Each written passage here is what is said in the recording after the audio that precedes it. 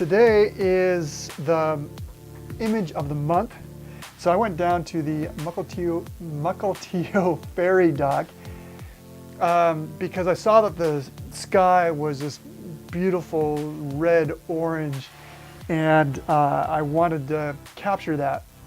Unfortunately, when I got down there, the angle of where I was and capturing it, I couldn't get a good shot of the western sky, so that plan was out. And so anyway, I was planning to do some night photography, and which is long exposure, and thought, well, I'll just get the ferry going in and out.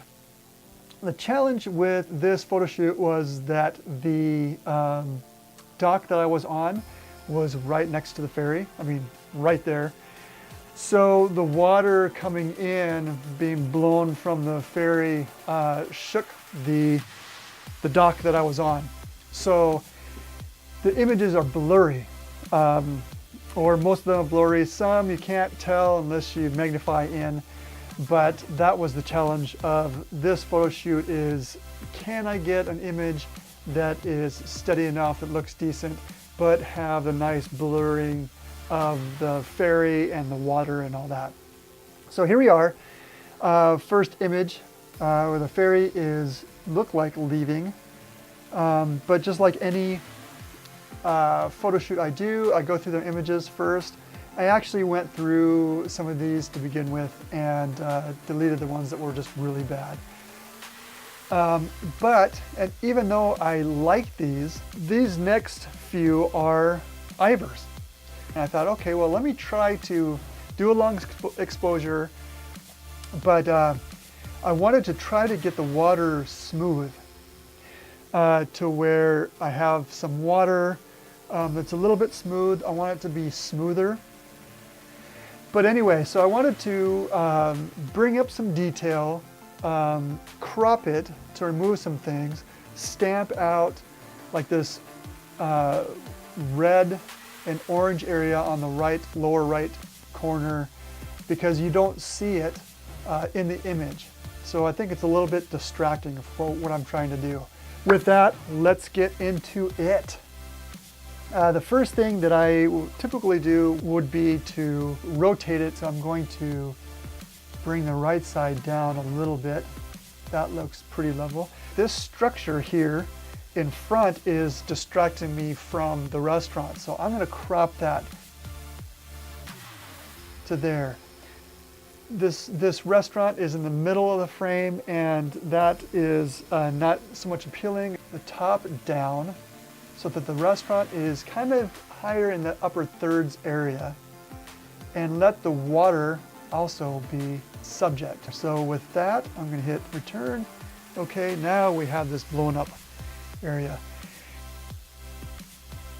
I do love these starbursts though, and you get these starbursts when you have a high number of your f-stop, which is a low aperture. So what I'm going to do right now is I'm going to export this out to Photoshop. So that is Command E. And there we go. So we are now in Photoshop. Now, before I do anything, I want to go back to Lightroom. And I'm going to try to bring out some of the dock. And I am just grabbing this area right here, and don't care about anything else. So now you see there's the first image, now the second image, and copy that and paste it to this. So now you see that I have only underneath. So how I do that is I bring down the opacity of underneath the dock. I'm going to line it up exactly, and I think that this is it. So that is it.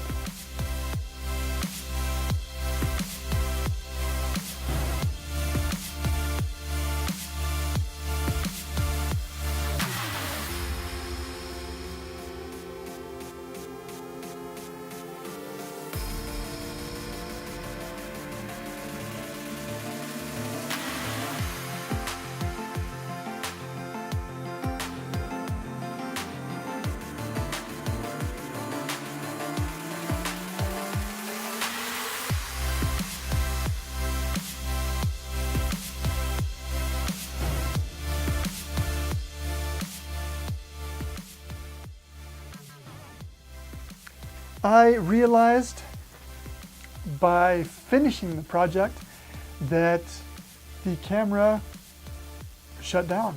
I guess after 15 minutes it says enough for this video, which is a good thing because the file sizes are huge.